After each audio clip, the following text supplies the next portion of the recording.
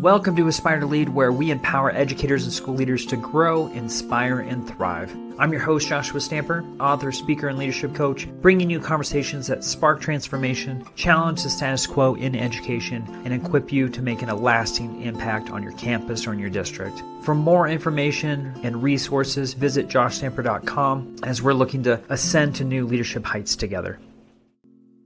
All right, welcome back to Aspire to Lead. I have a special guest, someone that hasn't been on for a while. We just reconnected a couple of weeks ago, and I had to get him back onto the podcast. Someone who I've worked with for many, many years, someone who I've been connected with, and one that has been extremely kind and generous throughout the years as far as building me up and enhancing my leadership journey. So with that, I wanted to thank Dave Schmittou for being on Aspire to Lead.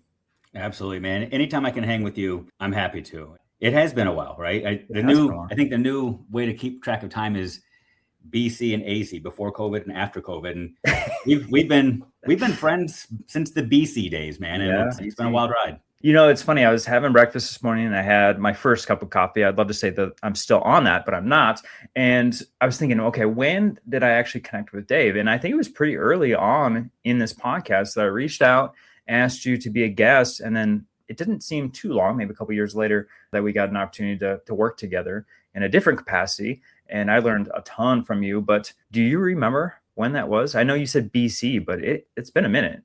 You know, 2018 for some reason sticks in my mind. It might have been a year before that, but it's been 8 or 9 years since the connections started. Mm-hmm. Friendship soon to follow. Hanging out, having some bushwhackers on the beach soon after that, planning conferences together, all the things that we've gone through it. We have. Man, good times. I love spending time with you. I love being in your presence. And you are consistently doing so much amazing work with educators. I love just to get a little bit of an update. Like I said, it's been a little while since you've been on the podcast.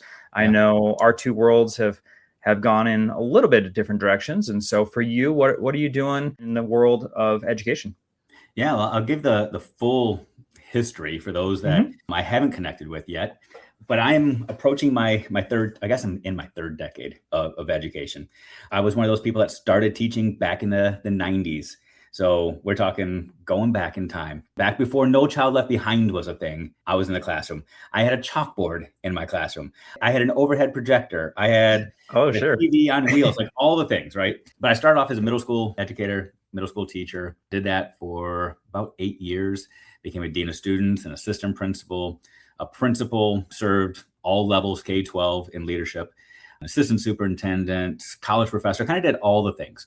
At the same time that my leadership journey was starting to pick up some steam, I started doing some consulting on the side, just independent practice. People would reach out and say, hey, Dave Schmittou, we want to work with you to help with, I called it priority management, which was helping people identify the most essential things, whether that was teachers in their classroom focusing on the standards, whether it was administrators trying to decide which decisions to make, and just really trying to help people figure out what was the most important, not necessarily what was the most urgent in their world.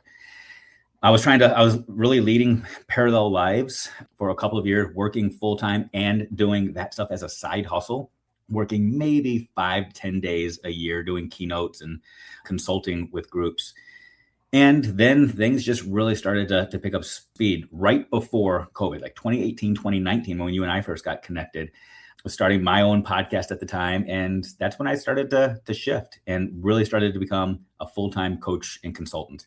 You and I connected. Another group took me on and brought me on to work full-time for them, working in their leadership development space, hosting masterminds, podcast development, things of that nature. And a couple of years after that, I went back out on my own full-time. I was living in Michigan for most of my career. And 5 years ago this week, decided to move to Florida, where I now live right outside of Orange Beach, Alabama, Pensacola, Perdido Key, Florida. I'm working hard right now. I've partnered with a couple of other organizations over the last couple of years where I do some things on my own, some things with them.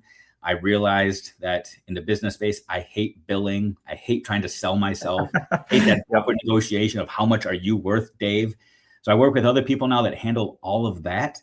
And I get to love on people, pour into them, shifted really from the consultant space more to the coaching space. And there's a big difference between those two. And we can unpack that if you want to as we go. But yeah, I spent a lot of time coaching schools and districts and loving every minute of it. Yeah, it's something that I've been able to do. Obviously, my space is more with the aspiring leaders. For you, though, who is it that you're coaching, and what is it that you find is kind of that specific thing that they're looking to enhance? Like, is there something that keeps coming up as far as a problem point that you're assisting with? Yeah, I'll paint the full picture, right? And I hope that what I'm about to say doesn't disparage anybody, because that's not the intent, but I tend to shoot from the hip and speak my truth, so you can disagree with this. But I feel like, pre-COVID, it was a different way to lead schools than there is post-COVID. Pre-COVID, there was a lot more independent decision-making at the local school level. Leaders had to truly analyze what the problem was that they wanted to solve. During the COVID era, when a lot of people shifted to online and there was tons of money available, leadership and teaching really shifted into let's get the things that feel good, maybe let's turn it into an entertainment venue, and even teaching turned into just point and click, where there wasn't even a whole lot of decision making that had to happen in the classroom, where there wasn't a whole lot of independent analysis and assessment of student learning. It was just put them on another device and let the algorithm decide where to go. Leadership really turned into, I will just do what somebody else tells me to do. Well, we're now at this phase, the money is now gone, and leaders are being asked to lead like they did pre-COVID, but a lot of them don't have the experience because they became leaders post-COVID. So they're being asked to make strategic decisions, and they don't have the expertise, they don't have the knowledge, they don't have the insight as to how to truly analyze, number one, even what the problem is that they're trying to solve, and secondly, how to go about it and how to make the most strategic decisions. And so I get to work a lot with superintendents and principals and trying to help them, number one, identify the problem that they're trying to solve, and then help them sift through the noise. I have a great partnership with Franklin Covey, a major leadership organization. We work a lot with schools, and the Leader in Me approach, which is actually working with students and helping them become problem solvers and recognizing what's in their circle of control and how to make goals and prioritize and strategize. But I also get to work with superintendents, principals, even some private sector, mayors, governors, CEOs, and really helping them identify their metric for success. What is the needle that they're trying to move? Because most people don't even know that. And once you can determine what the needle is, then we can start to break things down and figure out how to solve it. Yeah, I think it's interesting because I'm seeing very similar things. I know you said you were shooting from the hip, but I think the work that you do, you're obviously boots on the ground. You're there. You're with these folks. You understand that there's some skills that are lacking that maybe weren't lacking in the past, but are now. And so for our leaders that are listening right now, as you know, Dave, this is like the season of hiring. This is a season of promotion. These are brand new leaders that are coming in. And if they're listening to you going, oh crap, I don't have these skills that Dave's talking about, and I'm now having to go and make these decision-making pieces here, where in the past, I'm just used to being dictated. I'm just used to being pushed to already have an initiative, already go in a direction. What are some of the first steps that they can do to help with that new leadership position? Yeah, great question. I'll give a quote first, and we'll build around the quote. So throw this on your whiteboard in your office, or put it next to your computer if you're listening to this. You can't hold people responsible for results if you also micromanage the process. Okay, and I'll say it again for those in the back. You can't hold people responsible for results if you also micromanage the process. So a lot of times what I'm seeing right now is leaders are so fixated on the process. They're so focused on how are we going to do things, and they haven't sat down to say, what's the result that we're chasing, right? If you focus on a result and you are crystal clear about the results, it's a whole lot easier to get out of the way and say, now you figure out how we're going to get there. So if you're a building principal, clarify the results you're chasing, and then allow the teachers, the professionals to sit down and come up with their plan for how they're going to achieve success.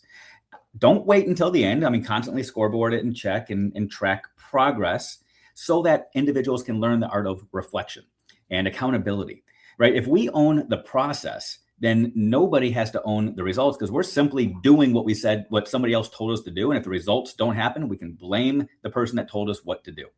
But if we can clarify, here's the result we're chasing, then you can get out of the way and say, figure it out. And if what you're doing isn't working, cool, let's sit down and reassess and come up with a new plan. And let's let you come up with a new plan, right? I work with a lot of instructional coaches, and we do the exact same thing. I tell instructional coaches, you are instructional coaches, not instructional consultants.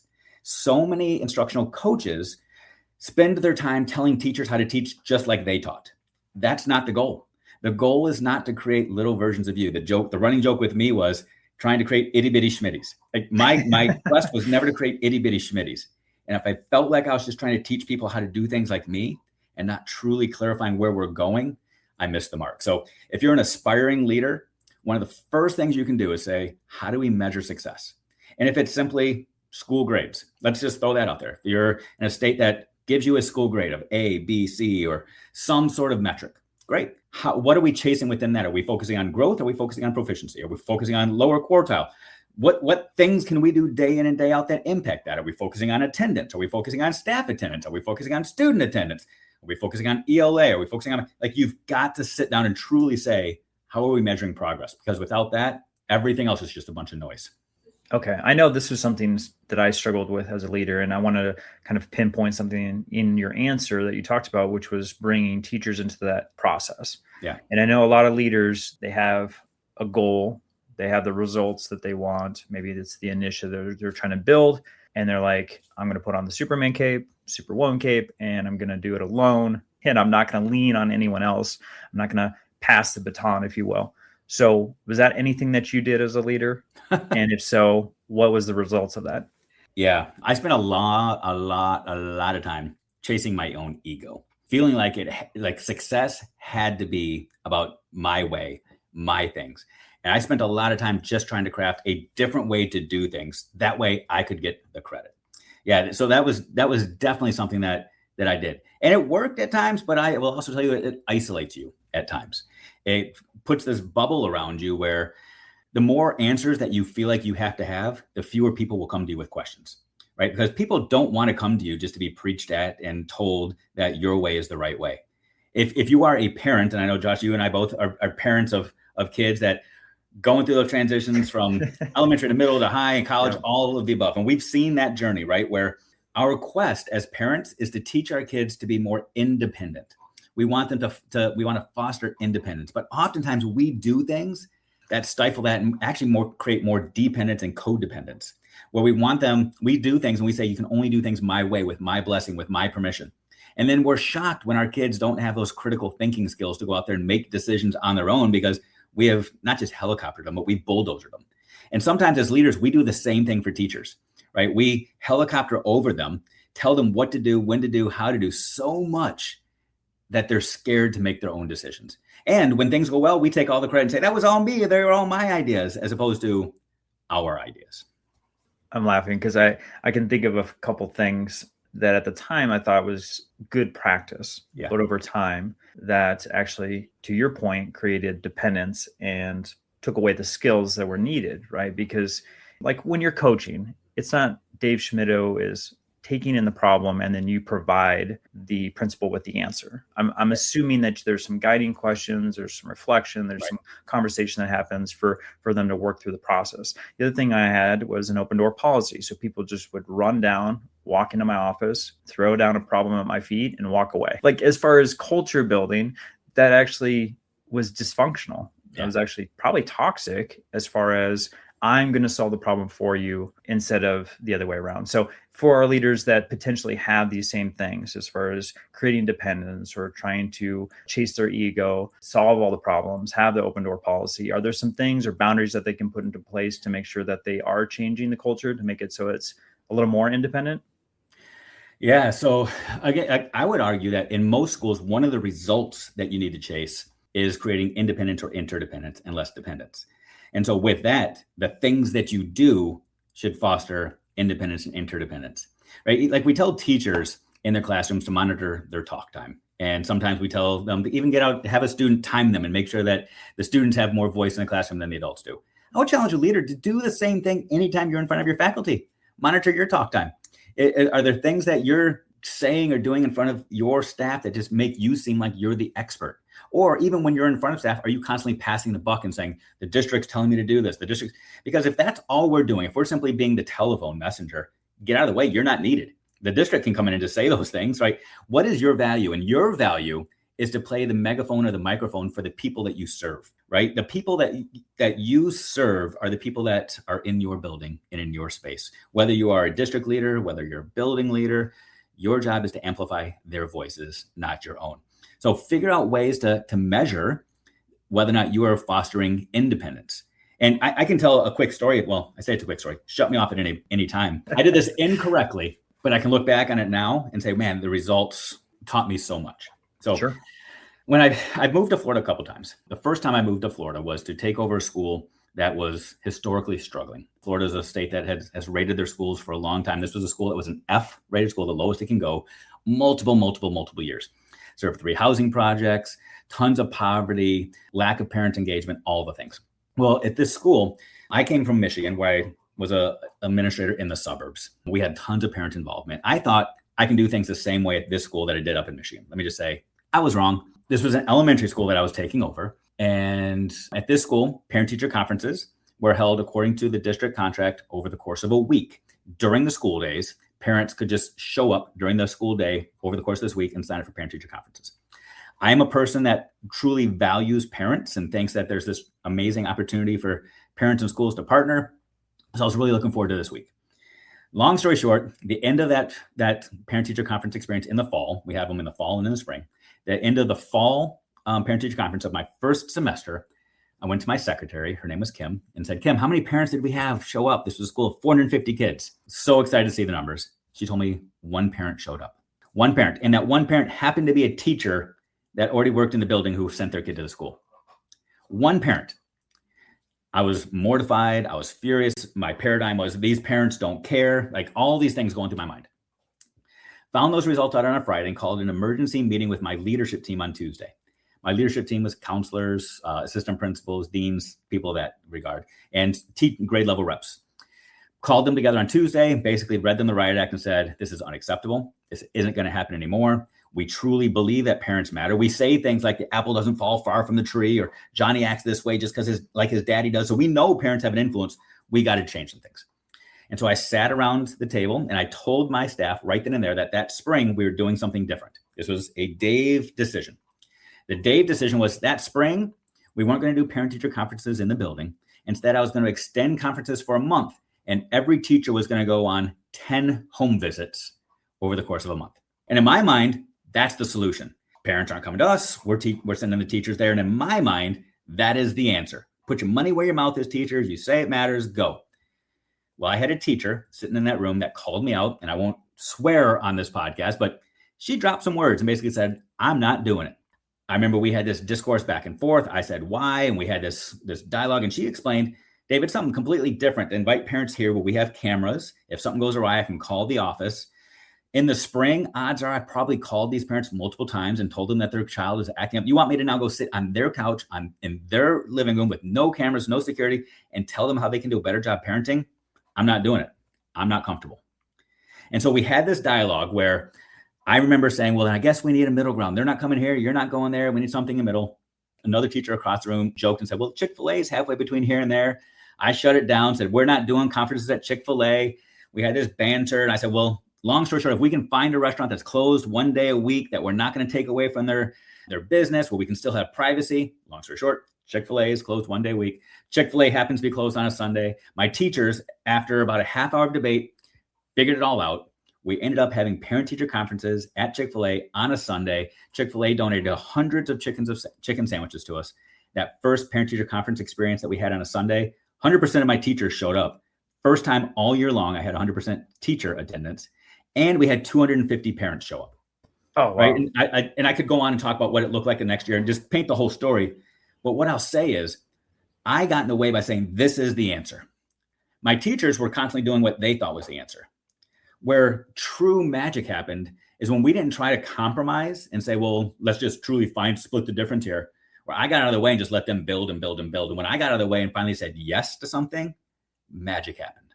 Oh, that's a great story. I'm so glad that you shared that, Dave. I have, I believe, all of your books to my left. I'm sorry about that, man. No, it's not. I actually anybody can get a book published. Whatever. I love your books. Poking the Bear was the last one. Yeah. I have that one sitting here. I wanted to highlight that because, one, I just love the work that you do. If there's something that's connected to the conversation today as far as one of your books, is there one that you would recommend for folks?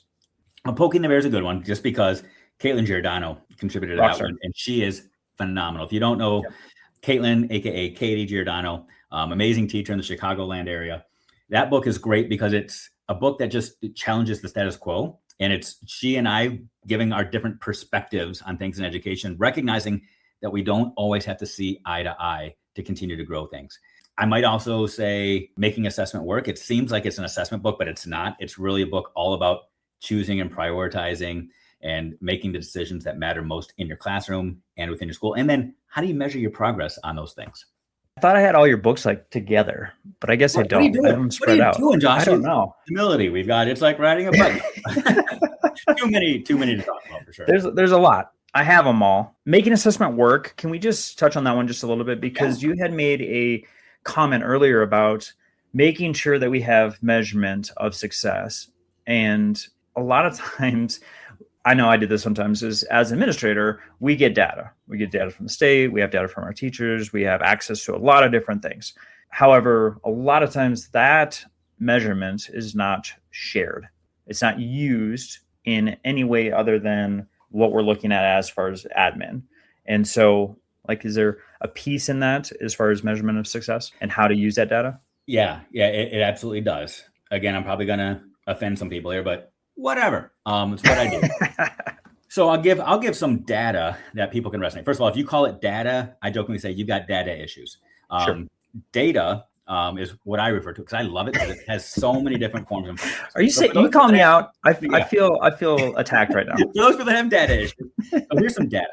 Pearson is now the largest education company in the world. A lot of us have heard of Pearson, right? They're now headquartered over in the UK, but they have had headquarters all over the US at times, so on and so forth. So here's a statistic. Google it if you don't believe me. Pearson is not only the largest education company, they're the largest assessment company in the world as well. Pearson, however, only generates 8% of their annual revenue from assessments, from people, whether it's state assessments, some sort of college board assessments. 8% of their annual revenue comes from those assessments. About 80% of their revenue comes from the interventions that their assessments point people to. Pearson, just like a lot of other assessment companies, have since acquired curriculum companies. Like you can look at who owns Scholastic, who owns Houghton Mifflin now. Like go look these things up, people. Where you're buying your curriculum from, they are assessment companies.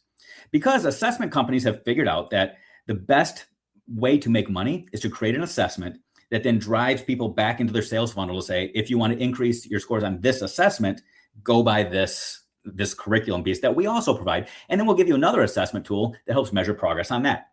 I say all that to say, going back to you can't hold people responsible for results if you also micromanage the process. These assessment companies have gotten so good at getting us hooked into their process because there has not been a single correlational study that has been done measuring success towards any of those assessments towards long-term success, whether it's financial, education, marriage, however you want to define adult success. We don't see any correlations between success on any state level assessment, any college board assessment towards long-term success. So when we're talking about what data matters, schools, I want you to hear this very, very clearly. There are correlations towards data and how to drive data. And those correlations a lot of times deal with demographic conditions, parental socioeconomic conditions, things of that nature. But classroom interventions, it's kind of a struggle to say what interventions are going to drive long-term success. Identify your metric for success and chase that. The rest of the stuff takes care of itself. How does all this trickle down to the classroom level? Because some people are saying, okay, Dave, but I don't have control over that. The state tells me what I have to assess. Yep, go for it. You can still continue to assess, but don't get caught up on what we call lagging measures, which are those measures that take care of themselves. Focus on the lead measures, those things that you can do day in and day out that we know will impact your lagging measures. If I want to lose weight, simply stepping on the scale every day is not going to make me lose weight. I can track my calories. I can track my steps. Those are lead measures that I can take care of every single day that I know will impact my lagging measures. If you are a teacher chasing lagging measures like state assessment scores, figure out what lead measures you can measure every single day that you have control over and track those. I love that correlation to weight loss. And well, you're a runner, so that makes a lot of sense. Not a fast runner. I just run a lot. Yeah. No one said fast, buddy, but you do run a lot of mileage. So I think that makes a lot of sense for my brain anyways, and probably for a lot of folks that are listening. So let's talk about real quick. I would love for an actionable item. I know we've kind of gone in a lot of different directions, so feel free to go where you would like. But as you know, since you've been on the show before, I love folks not only listening, taking notes, capturing different things that they can implement, but I also would like an actionable item. I like them to go and do something. So for our aspiring and current leaders, if there's something they could do tomorrow or next week to enhance their leadership journey, what would you recommend? And we spent a lot of time talking about results. So I'm going to start with that. When I interviewed teachers, there was always one question I asked at every interview, which was, at the end of the day, how do you know if it's been a good day or a bad day? And that was always the hardest question for any teacher to answer because there's so many things that get in the way. If you're an aspiring leader, I would challenge you to not only answer that for any given day, but I would challenge you to say at the end of next school year, it will be a success if what? What is the thing that you're going to be measuring success by? And then you break that down over a 10-month chunk. What will success look like in September then? What will it look like in October? But challenge yourself to say, what does success look like? And then with reckless abandon, pursue that goal. Have that at the forefront of every decision you make.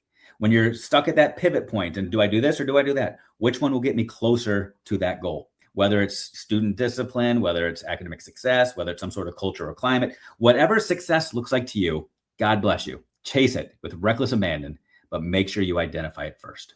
You started talking about hiring. I'm like, I could sit down with you and do another 30 minutes of just hiring practices. I know we're in the midst of it for a lot of things, but I've been flashing up your website, bud. So I would love for you to share out how people can connect with you. If we have a leader here listening, they're struggling, they need a coach, they want to get a hold of you, what's the best way via website or social media to learn more about Dave Schmittou? Yeah, you got it, man. As long as you know how to spell my last name, which you're seeing all over the place, Schmittou, and just look up Dave Schmittou. Anywhere you'll find me, whether it's through socials, websites. Type it in Google, you probably get my phone number and address too. So knock on the door nicely, track me down. We can talk. Well, you live in a gorgeous area. My family, as Dave knows, vacationed near Dave. I think we were 15 minutes from your place, and we got to hit the beach. And I was very jealous of the state that you live in, and it was so good to see you in person. I can't wait for that day again. It's been wonderful to reconnect, and of course, have you on the podcast once again because you have so much wisdom. You are so giving of your time and your expertise, and I just thank you so much for once again helping our aspiring leaders. Absolutely. Anytime, Josh. And for any aspiring leader who happens to come down to this neck of the woods, the Floribama, hit me up. First Bushwhackers on me.